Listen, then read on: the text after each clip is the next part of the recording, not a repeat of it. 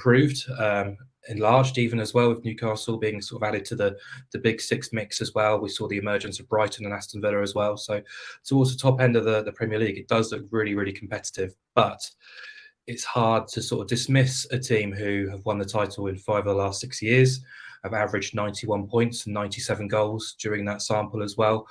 They're just very difficult to stop and very difficult to shake off, as Arsenal found out, who, Arsenal were favourites at the start of April, yet Man City still won the league with 3 games to spare, such as their dominance, such as the relentlessness of them. And I think, you look at those 2 games home and away against Arsenal.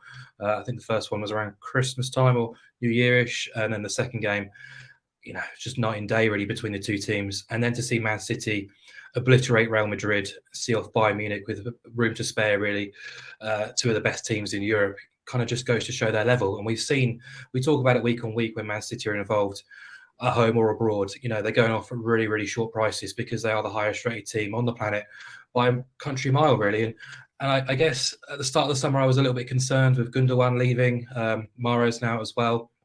I had concerns 12 months ago as well when they sort of sold a couple of fringe players to Arsenal. But I think this year we'll see the emergence of Phil Foden, who didn't play too often last season, particularly in the first 11. Alvarez as well, I think we'll see more of. We saw more of him towards the end of last season. And Kovacic, I think, was a really smart pickup from Chelsea as well.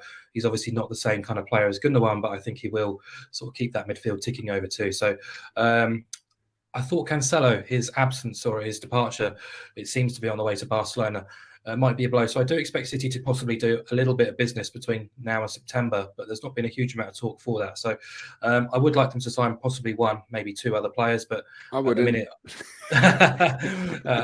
I'm quite happy to back them at those kind of prices because we are talking about the best team on the planet by a country mile, not just last season, but over previous campaigns as well. Yeah, so you mentioned Manchester City's price of 187. If producer Ryan gets the prices up here on screen, 188 there at the moment. So maybe someone's laying as you're speaking, Mark, perhaps. But Adrian, over to the second favourites in Arsenal at 6.2. Is this heart ruling head? Because again, me and producer Ryan were talking off air, and producer Ryan seems to think this is purely your heart ruling your head here with this pick, Adrian. So no. Look, the City are worthy favourites, and at the price, they're definitely backable. So no, I'm just offering up something different to Mark. I just think that the difference in the price is quite big. You're getting Arsenal over 6. I think that is appealing given how close it was last season. Given that, in a way, I almost feel like winning it 5 years out of the last 6 is almost a negative. And I know that doesn't make any sense. But I just feel that motivation-wise, it can. And I know it's that they always find a way and they get there in the end, Manchester City. But, you just wonder how much of an edge might be taken off by last season. The efforts. We saw Liverpool go big in all the competitions the previous season, and then they hit a wall last year, didn't they? They just couldn't reach those same levels. I don't think that we should expect that of Manchester City, but maybe a 1 to 5% drop off could happen because they've just won the treble. They've done everything that they needed to do. Obviously, winning the quadruple will probably be their next motivation. But yeah, it's not as easy as we all think it is. I suspect to go again and go again and go again. And from Arsenal's point of view, most of the players are in their early 20s. They should improve. They should kick on and be even better this season. I'm talking about Odegaard, Saka, Martinelli, Jesus, all of these guys, Saliba, Gabriel. They all have scope for big improvement. Arsenal have lost Xhaka, but they've brought in 3 quality players, in my opinion. Declan Rice is a huge acquisition. He really is. I think he's going to be worth a few extra points over the course of 38 games. Timber's going to be a really, really useful player, can play across the back 4, and Havertz too. I think will be much more suited to Arsenal's style of football, and I expect him to pop up with more goals than Xhaka did last season, wherever he plays, really. So I think Arsenal should be better. And if they got 85 points last year or thereabouts, 84, 85, then I think it's not beyond the realms of possibility that they get towards 90. I don't see any reason why they should regress. I know that Jesus is injured for the start of the season. That's a blow.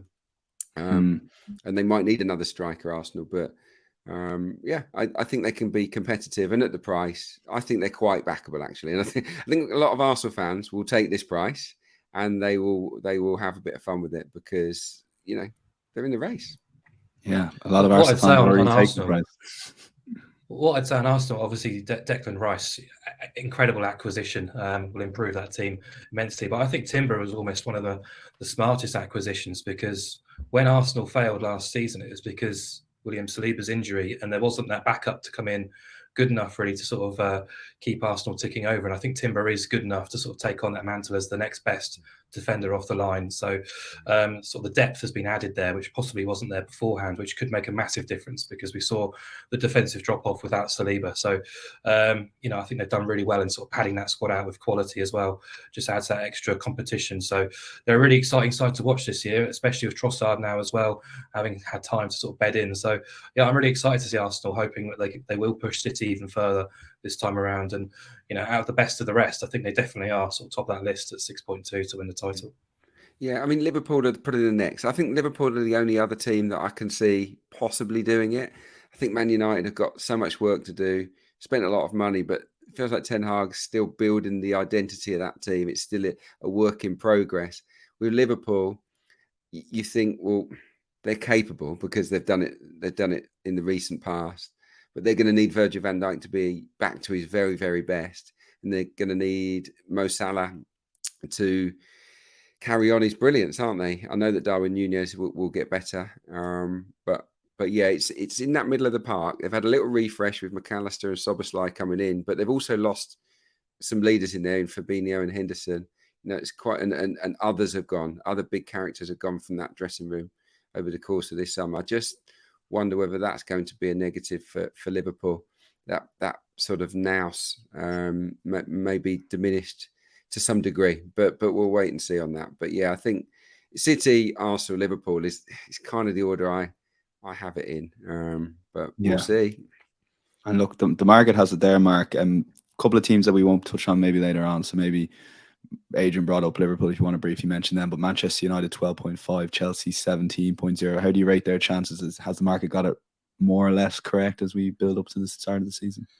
Yeah, I think so. Liverpool, we know their top level is exceptional, but it's adding that consistency. Last season we saw them beat Man City, and then the following week lose to Nottingham Forest. They demolished Man United, and the next week they lost at Bournemouth. I do think the midfield overhaul, whilst necessary, might take them a bit of time to sort of find their top level. So they have hit 90 points in 3 of the last 5 seasons. So they have got the potential to go there and run City close. But I just wonder whether they might need a little bit more time. Arsenal, for me, feel possibly a little bit more box ready to challenge again than Liverpool. Although no Champions League football for Liverpool, they are in Europe elsewhere. I don't suppose they'll be putting all their eggs in the European basket now. I think there will be full focus on the Premier League. In terms of United, I think United, no one's really talking about United, which is surprising really, because they had a very successful season, finishing top 4, finalists in 2 cup competitions, winning a trophy. They were imperious really for the most part at Old Trafford. It was just getting those results away at top half teams where they were totally atrocious. The takeover talk has dragged on a lot. I think that's kind of hamstrung things a little bit off the field. Mount and Onana are handy pickups. Rasmus Højlund, a very exciting player, but they probably overspent a little bit there, but shows their ambition at least. But still probably have a bit of a bloated squad in places, and I still think Ten Hag, as Adrian says, is trying to iron out things in terms of not just the process, because he hasn't been able to play the way in which he prefers to play, but in terms of the culture there at the club. Add in Champions League commitments this time around as well. I don't see a huge improvement, but I do think they will be there or thereabouts. Chelsea are the interesting one, because at the start of the summer I was very much keen to get them on side in the top 4 market. No Champions League football. A significant upgrade in the dugout compared to where they ended the season. In Pochettino, a coach who's got a track record of getting the best out of burgeoning young talents. They've signed some really exciting players. Jackson, obviously, but Nkunku, who everyone forgot about because the deal was done so early. He's a massive addition. I know he's going to be injured for the start of the season, but he could really tear this league apart, really. And the issue I have, the other positive as well is obviously Reece James and Ben Chilwell fit and available on both flanks, enormous. That happened very rarely last season. I think Enzo Fernandez has got a big, he could be exceptional. But at the moment, I just think they're a bit threadbare in key positions, possibly centre half. Midfield, they basically lost all their midfielders by Enzo, didn't they? So there's a lot of work still to do really for Chelsea. And as we talked about at the start of the show, the competition has increased, not just with Chelsea, but Newcastle will now feel that they're there or thereabouts in terms of the picture. Man United, Liverpool, Arsenal, Man City. There's only so many places for the teams to finish. So I've kind of left the top four market alone because it is so competitive, and I can sort of build a case for all teams, but also build a case against them too. Yeah, Adrian, I want to throw Chelsea, who they've let go so far in this summer since Poch has come in. Havertz, Kovacic, Loftus-Cheek, Mason Mount, Pulisic, Aubameyang, Koulibaly, and Mendy. That's nearly a starting 11 in itself. So look, they've needed a refresh, but surely it's going to take Poch a bit of time to gel. Fofana injured as well. Fofana injured as well. Yeah, they needed to though, didn't they? They had to, because there's so many players. It was borderline ridiculous last year at Stamford Bridge. So I applaud them for being so ruthless in the market in terms of offloading. But they're offloading most of their best players. I mean, there's some really, really good players that they've allowed to leave the club this summer. And I've watched a couple of their games in pre-season. I'm quite impressed with them, actually. And Nkunku looks good. Jackson, very good. Very good penetration. He's got excellent pace.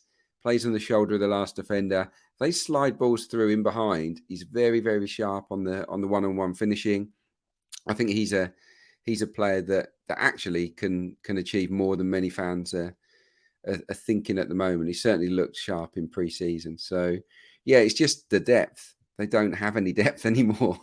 Is that going to be an issue or not? They don't have European football, do they? So it might be that they sort of, Poch finds a strongest 11, a strongest 15, and just rolls with that this season, a little bit like Arteta did last season. I think, yeah, they've got to be better manager, slimline squad.